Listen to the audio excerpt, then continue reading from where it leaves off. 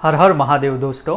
आज हम शिव पुराण के महात्म्य के दूसरे अध्याय के बारे में जानेंगे, जिसका नाम है शिव पुराण के श्रवण से देवराज को शिवलोक की प्राप्ति तथा चंचुला का पाप से भय एवं संसार से वैराग्य। तो चलिए महादेव का नाम लेकर इस कथा का आरंभ करते हैं। तो आज हमें सूत जी एक कथा सुनाने वाले हैं। ये कथा हमारे जीवन में भी उतारने जैसी है और हमें भी इस कथा के माध्यम से बहुत कुछ सीखने को मिलेगा। इसीलिए इस कथा को अंत तक जरूर सुनिएगा, क्योंकि इससे हमें पता चलेगा कि जो पाप कर्म करते हैं उसके लिए भी शिव पुराण कितनी महत्व की है।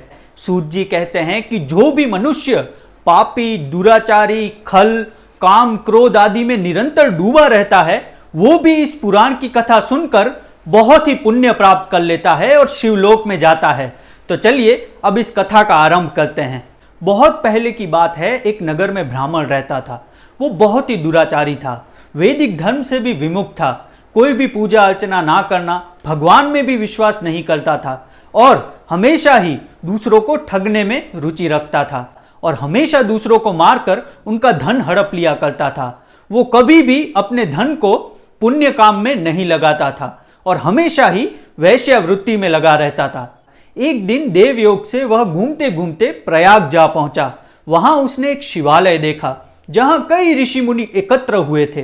तो वो उस शिवालय में जाकर ठहर गया और वहां पर उसे ज्वर हो गया और वहां पर वो बैठा ही रहा।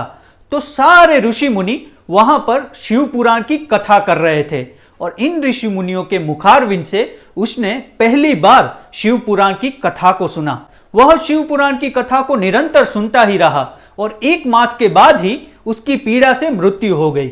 और जैसे ही उसकी मृत्यु हुई तो उसकी आत्मा को लेने यमराज के दूत आए और उसे बलपूर्वक पाशों में बांधकर यमपुरी ले गए। इतने में ही शिवलोक से भगवान शिव के पार्षदगण आ गए।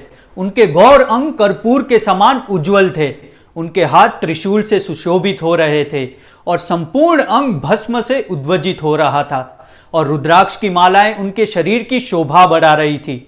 वे सब के सब क्रोधपूर्वक यमपुरी गए और यमराज के दूतों को मार पीट कर और धमका कर उन्होंने देवराज को उनके चंगुल से छुड़ा लिया और अत्यंत ही अद्भुत विमान पर बिठाकर शिवदूत जैसे ही कैलाश जाने को उद्यत हुए, उस समय यमपुरी में भारी कोलाहल मच गया और ये कोलाहल सुनकर यमराज अपने भवन से बाहर आए। जैसे ही उन्होंने शिवदूतों को देखा तो उन्होंने उन्हें नमन किया और विधि पूर्वक उनका पूजन किया और धर्मराज ने भय के कारण उन शिवदूतों से कुछ भी नहीं पूछा और उल्टा उनकी पूजा करके, उन्हें नमन करके उनकी विदाई की। तत्पश्चात वो ब्राह्मण कैलाश को आए और उन्होंने उस ब्राह्मण को दया सागर साम शिव के हाथ में दे दिया। तो दोस्तों, ये थी देवराज की कथा। वो भी इस पवित्र शिव पुराण को मात्र सुनकर ही शिवलोक पा गया।